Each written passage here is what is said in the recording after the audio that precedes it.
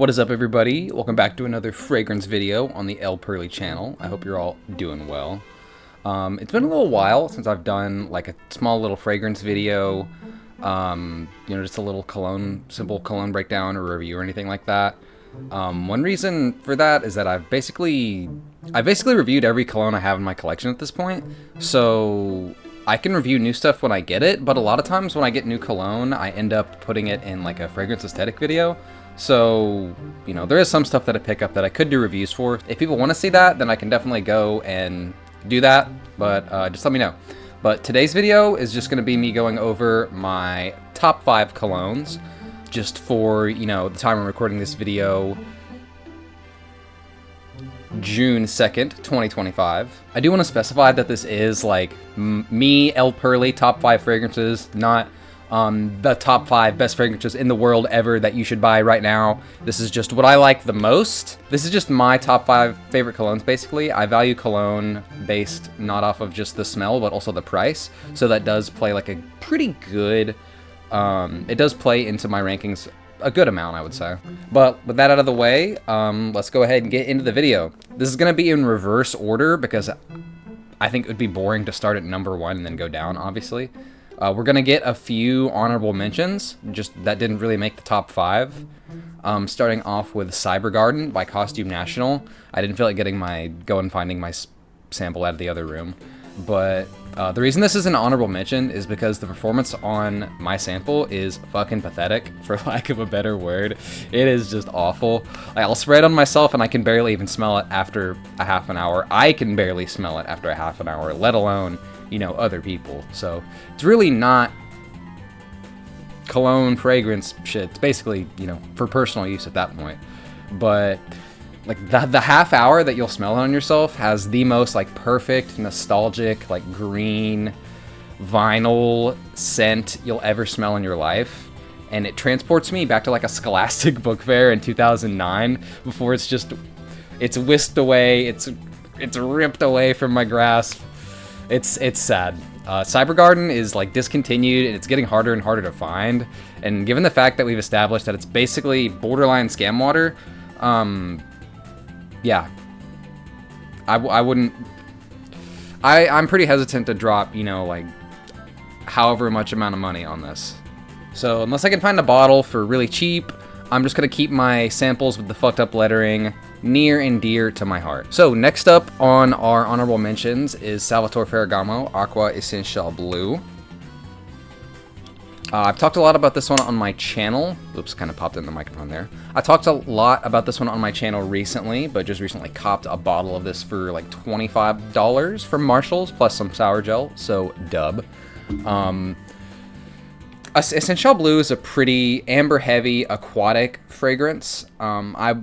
It's not unlike something like Squid by Zoologist, although that is like much sweeter. That's like a cinnamon roll sweetness almost. But Acqua Essenzial Blue is much, much cheaper. Like I said, cop this baby for $25 plus some shower gel and aftershave, but I don't use aftershave because it's kind of just worse for your skin in the long run, from what I understand, depending on your aftershave. But getting back to the topic at hand, Acqua Essenzial Blue is like a white floral fragrance with it's like a white floral with a blue twist to it.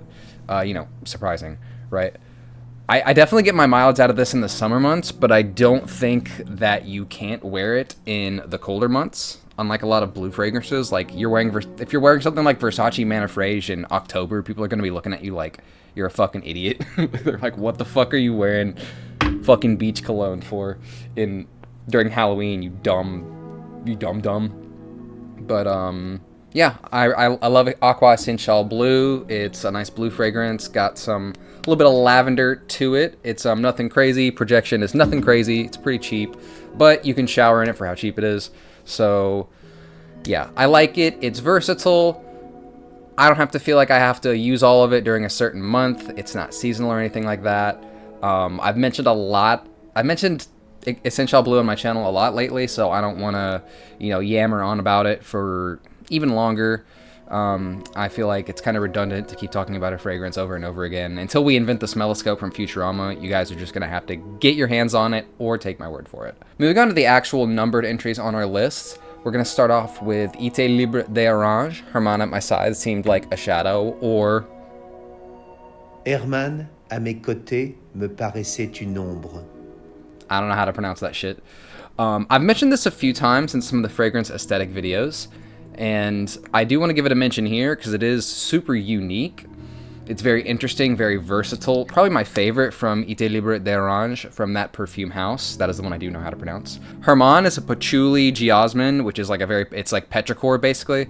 So this is like a patchouli, petrichor, black pepper sort of forward unisex fragrance that smells kind of like a mix of, I describe it as roses and the aquarium, and maybe there's like a barbershop next door.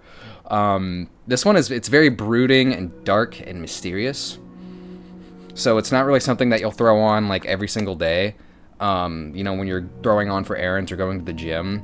I don't know if the person next to you in line is going to want to smell your fucking fish tank fragrance in the middle of the summer. But, yeah, don't let me stop you from wearing your concept fragrance that makes you smell like an Edgar Allan Poe novel to Kroger. You know, I'm not your dad. Don't let me tell you what to do. The reason this one is kind of low on the list is just because the performance on it isn't great. Projection, longevity, nothing amazing, but given the fact it's kind of a weird one, maybe that's for the better, right? It's really great though. It's very interesting. Like I said, I think it's very unisex. Sometimes, you know, the patchouli is very unisex, but the black currant is very masculine, so that comes out sometimes as well. It's a bit of a mixed bag, but I do really love it. If you want to smell like Davy Jones' Locker or a Mysterious Forest or something, I think this is definitely your go-to. I think it's a safe bet for you. Maybe get like a travel spray or something, because I don't think it's a safe blind buy at all. I probably wouldn't pay retail for this, like $200, $150, I don't know. I wouldn't pay retail for like 95% of cologne ever though, so don't let that discourage you. I think I picked up this for like $80. So that's generally what most of your higher cologne bottles will average out to, is like $70, $80 if you get them from a secondhand site, which is kind of risky but way cheaper. So yeah, Hermann, À mes côtés, me paraissait une ombre. I can't speak French. That one, I recommend it. It's good fragrance. Coming in at number 5. Number 4, we've got Daniel Josier Mystery Oud. You know it's real because I'm getting out my full bottles now. Shout out to my local cologne store lady for putting me onto this one, because it is it's super sweet, but it's very musky. Go ahead, let you guys see the bottle here, because it is a very pretty bottle. It's got this stuff on the side, Mystery Oud. I didn't get a box with this, so it's just the bottle. I'm keeping it in the other room so it doesn't get destroyed by sunlight. But yeah, very sweet, very musky. This is very different to me than something like Azzaro Most Wanted, which is like a very clean, sweet smell. Azzaro Most Wanted is more of like a purple smell to me, and this is more of like a pink smell, if that makes any sense at all to anybody. Yeah, Mystery Oud doesn't really smell a lot like oud. It really smells more... Yeah, it's got like a very powdery scent to it. It doesn't have a lot of oud to it. Oud fanatics will be very disappointed. There's like a few reviews on this one. It's not very popular. I think there's like 3 or 4 video reviews on this one on YouTube, me being one of them. But a lot of the reviews on fragrance are like, this doesn't have fucking oud in it. This shit sucks. But yeah, I really like this one. This shit does not suck, actually. I really love this one. This one has flown under the radar a lot. It's got like a very strong, like I said, powdery, ambery, like musky sweetness. Yeah.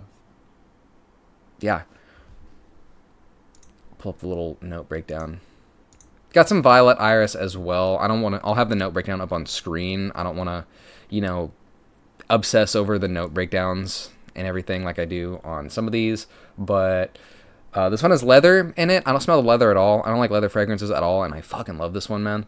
So I think it's more the iris and the incense that I smell when I smell this. So yeah. Daniel Josier Mystery Wood. Daniel Josier, not Josier. Daniel Josier Mystery Wood. I fucked that. I fucked it all the way up. But yeah, I love this one. I got my bottle for about 70 bucks. That's generally what they go for on eBay. I think a seal. There's always somebody trying to sell a sealed one for like $200.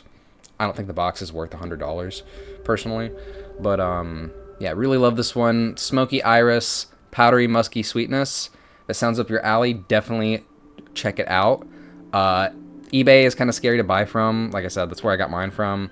But my bottle smells exactly like the travel spray I got at my cologne store. So unless we both got fakes, you know, I think mine is legit. And if we did both get fakes, then this fake shit is amazing. I love it.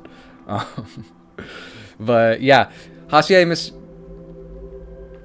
this cologne. If you're a man, you want to smell like powdered sugar, then go for it. This will let you get away with it. It's just masculine, feminine enough. I could see it being very unisex.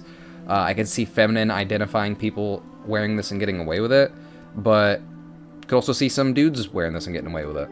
So I like to wear this when I wear pink. So yeah, love this one. Definitely worth trying out. Kind of a big gap between number 5 and number 4 here. Number 5, I'm like, it's okay. Number 4, I'm like, before you die, you have to try this. It's great. Love Mystery Wood. But we're going to move on because I want to keep this video short and sweet. Like the colognes I like. I like sweet colognes. But I don't actually have full bottle for this one, even though I've gone through a couple of travel sprays. I got this from the local cologne store, so I've got a cool little, like, it's like holographic on that little top there. But yeah, this is JPG Le Beau, just the regular Le Beau. I don't have like I said, I don't have a full bottle. This is probably gonna be my next full bottle fragrance because I do love this one. Call me a zoomer all you want, but I do kind of have a soft spot for Jean Paul Gaultier, especially Le Beau. I like this. I like the original more than I like Paradise Garden and the Parfum. Even though I do really like the Parfum, the Parfum I really like to wear during the summer months. Or not the summer months, other way around. I like to wear regular Le Beau during the summer months, and I like to wear Parfum during the winter months. But the only issue with that is that I have a lot of other fragrances that I like to wear during the winter months as well. So I've kind of got a bit of you know, what's the word? Conflict of interest there. But still really like both of them, but Le Beau is my go-to in high heat. It's my high heat cologne. It's my go-to high heat fragrance.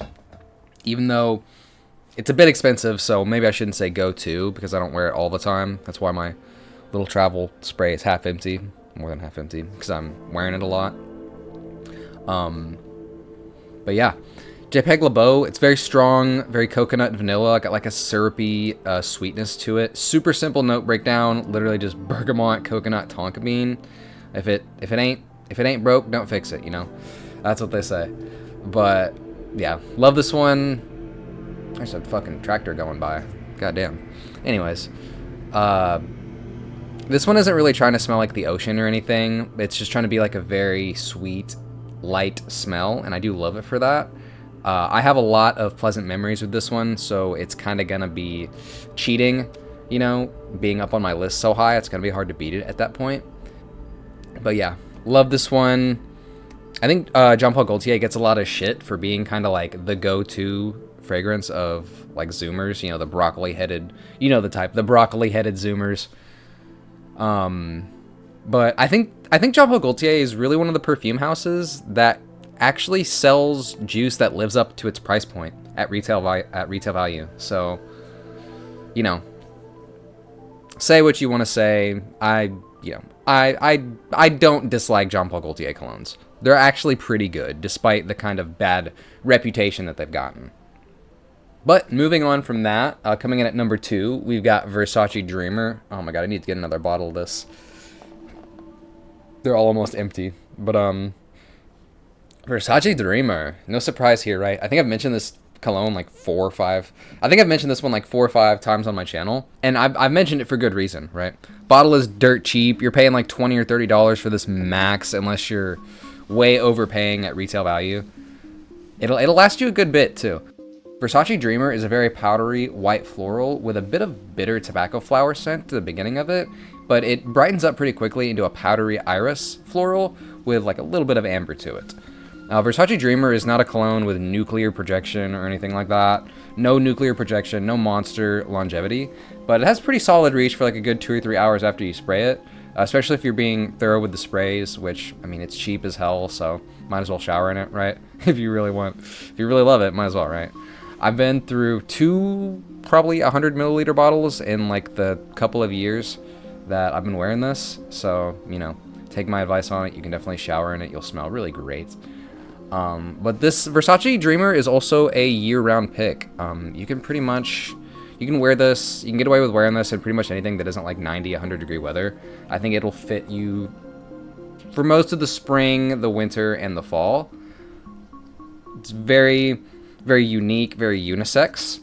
I could see a woman wearing this as well with a little bit of tobacco flower to it. I don't know. I could see it. I could see a lot of people wearing this. It is kind of an older cologne, so it has kind of, I guess you could say, oh, armpit, not for free. It is kind of an older cologne, so I guess you could, it's kind of fallen out of favor. Not as many people are wearing it. If you like to be unique, if you're a special snowflake like me, you know, Versace Dreamer, definitely worth checking out. Yeah, this in Essenzial Blue, I've been in like heavy rotation for the past 6 months for me. I fucking love Versace Dreamer. Need to buy another bottle of this shit. I'm almost out. I'm like someone traveling through the desert and I'm running out of water in my canteen, except it's my favorite cologne. But yeah, Versace Dreamer, not too dissimilar from number 1 on my list, which is Jazz Club by Maison and Margiela. This is the first full bottle of cologne that I ever bought, so, you know, definitely have nostalgia for it. Not counting, like, bullshit bottles from TJ Maxx and stuff. I will say that my bottle is from around, like, 2022, maybe a little bit before that. Maybe 2021, so it's had time to age and bring out the vanilla, which is one of my favorite parts of this fragrance. It's a very vanilla and rum heavy fragrance with, like, an unmistakable, like, dusty smokiness to it. I've heard this one is worn by male manipulators, which sucks because I fucking love this one, man. Like, it's, you know, it's number 1 on my list, literally, so. Yeah. I love this one. My bottle, I paid full retail price for this because I was stupid back when I first got into buying cologne. Let's not talk about how much I paid for it. But, yeah, it's almost empty after, like, 3 years, but that's a long ass time for a 100 milliliter bottle. I mean, in that same amount of time, I've gone through like 2 bottles of Versace Dreamer. So, and I was wearing this longer than I was wearing Versace Dreamer pretty much every day. Like this is my signature scent for a really long time. So, oh yeah, I love this one. I think on the wrong person, it could definitely lean sleazy. But you know, fuck it, don't let them. It's your life.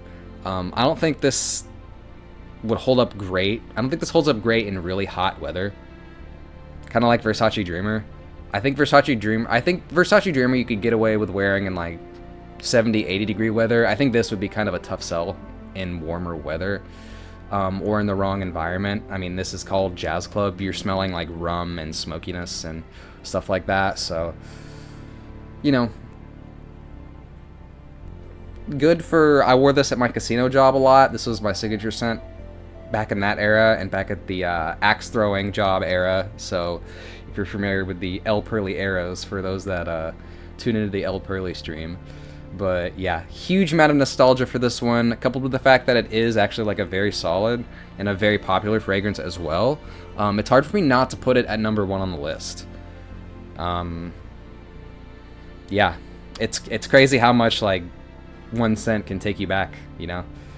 But yeah, reminds me of like all the bad times, but the good times too. But that's about it for the video today. So I appreciate everyone watching this far. If you enjoyed the video, check out the links in the description to check out my stream. Join the El Pearly Discord. I got some other cool links in that link tree as well. YouTube recently put me out of link jail, so now I can put links in my description. So shout out to everyone for the support. But that's going to be about it for today. Until next time, see ya.